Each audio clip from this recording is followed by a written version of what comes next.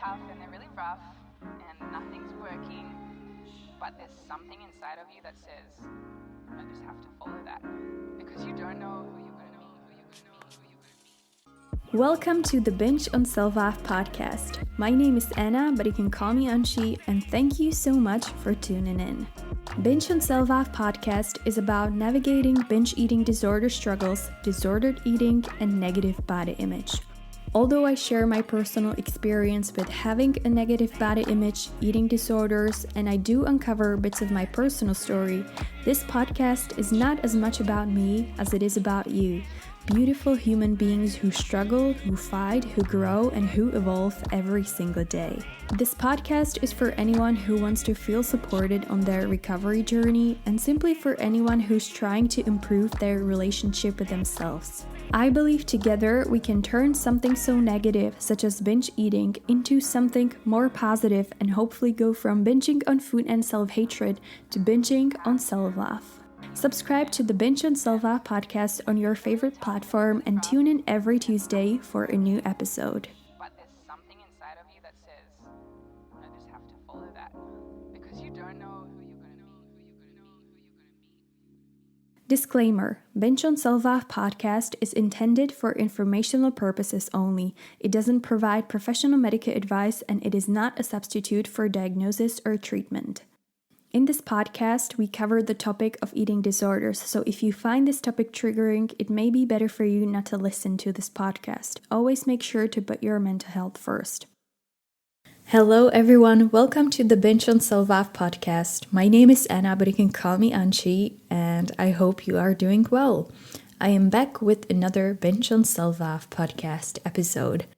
I want to make today's episode a little more personal and share with you how I am doing regarding binge eating, my relationship with food, and my body image. I find the whole podcasting journey to be almost like some sort of therapy for me, which actually I hear a lot of people say about podcasting, so I guess it's true. What I personally love about podcasting is that I can share what's on my mind and I just get it off my chest. In the worst case scenario, I will make a fool out of myself and people will think that I'm stupid or embarrassing or both. And in the best case scenario, someone who's listening to this podcast will relate to some of the things I'm talking about, and maybe this way I can support them in some way. Either way, welcome to the Binge on Self-Love podcast, and without further ado, let's get into today's episode. Some of you probably know a bit of my story. I've shared quite a lot in this podcast, but in case you don't know, when I was 17-ish, I've developed anorexia nervosa, and about 2 years later, I've developed binge eating disorder, which I've struggled with for years. About 4 years ago, I think, I finally decided to get help and I started my recovery journey. Although, of course, I've tried millions of times to stop binging, but it never worked. For me personally, things started to change for the better when I started seeing a therapist and also when I made my health my priority. At that time, it really helped me and I was able, after years of binging on a daily basis, and not just like once a day, but like literally all day from the moment I came home from work until the moment I fell asleep, I was binging. And ever since I was able to handle this problem with the therapist and I wasn't binging anymore, I started to feel really, really happy and a lot of things in my life finally started turning for the better. I was finally able to see what binge eating disorder gave to me, what it provided me with, which was some sort of false sense of security and relief from emotions and responsibilities and things I didn't want to face or deal with. And to be honest, none of that could ever compare to what a binge-free life after so many years have provided me with. And after like a year or two being binge-free, I became quite confident that I probably won't fall back into the binge eating cycle ever again. I knew it could happen, and I definitely had moments when I felt the urge to binge and when I ate way more than what I wanted, but I wasn't really binging. And I felt really, really proud about myself because I was hating myself for so long, and I felt disgusted with myself for so long. And I felt disgusted with what I was doing to myself and to my body and how I was treating myself and stuff like that. And it felt so good to actually feel good and happy. And I started treating myself a lot differently in a good way. The past 3 years or so have been really kind of peaceful and happy period of my life. However, I cannot say that about myself and my life right now. I started binging again. Definitely not to the extent like I was 4 years ago, but I am. And I often binge to the point where I feel not just physically, but also mentally sick. And I've noticed once again that my self-esteem is probably the lowest it's been in years, and I don't treat myself with any sort of kindness. The reason why I'm sharing this today is not because I want to pity myself or because I am so self-centered that I would think my story is so important to share. No, but rather because since day one of this podcast, I said I want this to be transparent and honest. And I know that if you're going through something similar, then thinking everyone else's journey seems to be so perfect, then it can make you feel like 10 times worse about yourself and about your own journey just because it doesn't seem so perfect.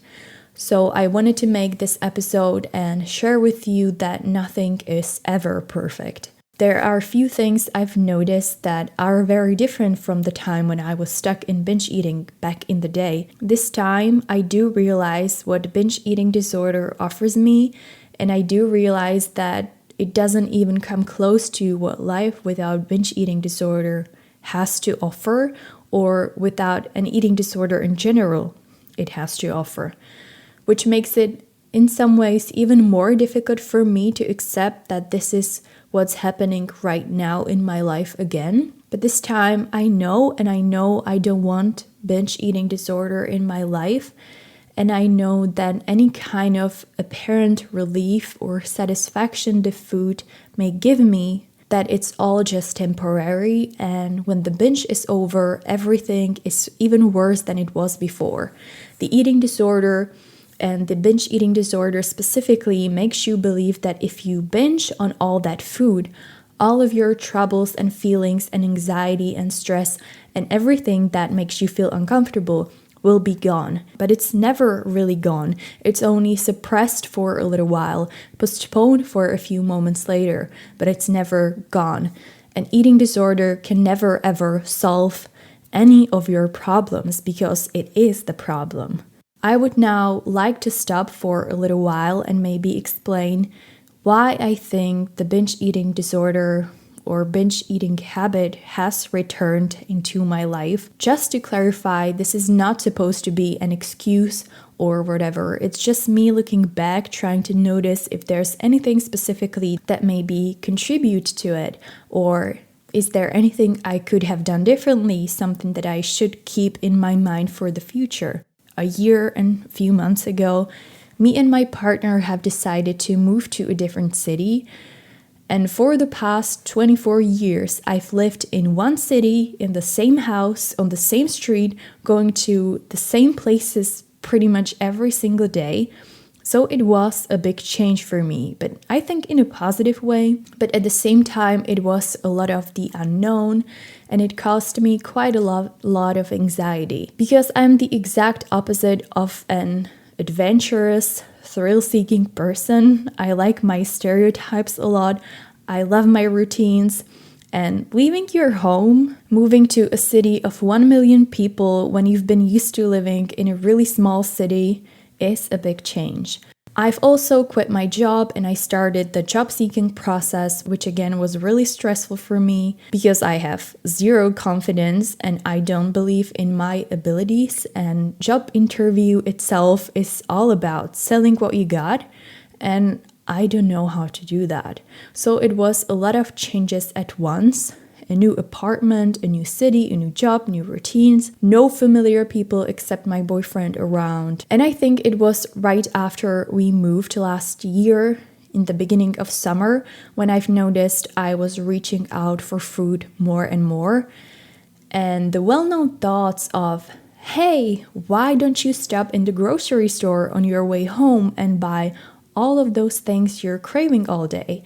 And you can eat it in your room so your boyfriend doesn't really have to know what you ate and stuff like that.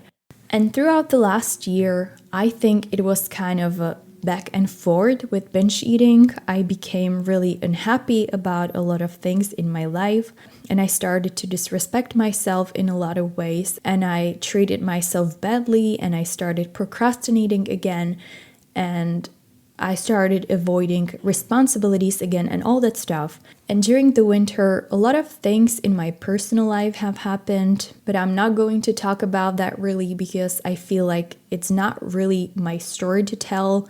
It has something to do with an addiction within our family, but I leave it at that. So that again affected me quite a lot. I am a really emotional person, but not in a good way, because I am able to dwell and ruminate on my problems as well as problems of my loved ones, to the point where everyone else has already moved on and I'm still stuck ruminating on things, and it's not healthy. It can ruin you, it can take the best out of you, and quite naturally you then start to search for any kind of feeling of security and validation that you're missing. I think hand in hand with being so emotionally involved in things I cannot control goes my ability to focus on what's wrong rather than seeing the bright side of things, which, to be honest, is something I really need to work on. Because often there's like one thing or a few minor things not going right in my life, and I start to panic, and in my mind I'm like, see, I knew this was going to happen, I am not worthy of anything good in my life, and stuff like that. But there are also so many amazing things in my life and so many great people in my life, and I do feel really ungrateful a lot because I honestly should be truly more appreciative of what I have and who I have in my life. So yeah, that's kind of the reality of my life right now, and I've noticed the things I hated back then and I hate them now, such as, okay, so I binged, so tomorrow I will go to the gym and I won't eat that much. And those are really, really bad habits, and I don't want to have them again. It's not really that I care that much about weight. It's more that I feel like I'm ruining my health and myself, and I don't want to be sick from all of that food again. So yeah, I think all that combined led to me reaching out to food again as a way how to deal with things, with emotions, with whatever was going on. And of course, I'm not happy about that. But at the same time, I think or better yet, I feel like I've been avoiding to label myself as a binge eater again, or maybe label the issue I have as binge eating again, or whatever. And now I am at a point where I realize that's what's happening. I am binging again, and I don't want that to be part of my life anymore. I must say that when I started writing what I want to say today, I nearly cried throughout the first half of the episode. But right now, I feel kind of relieved that I got it out of my chest, and I'll see how I'll be progressing in time. By no means I want anyone to feel discouraged in any kind of way. I think this is just a part of my journey, and everyone's journey is different. But at the same time, I think it's really important to show the reality of it, that it's not always so perfect, and it's not always that you realize, okay, so this is bad for me, I don't want to do it anymore, and then you never do it ever again. One thing I know for sure is that life without an eating disorder is so much better than with an eating disorder. What the recovery can give you is so much more valuable than what the eating disorder ever promises you. So never doubt if recovering from an eating disorder is the right decision, because I believe it is. Thank you so much for listening to my little rant today. I am glad for having the space to do that and for even being privileged to do that. I'll be back next Tuesday with another episode. Don't forget to take care of yourself and remember that it's never too late to start and change your life for the better.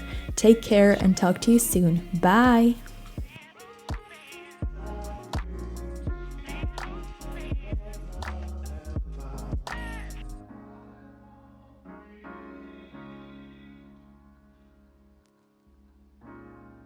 You have to be your biggest fan.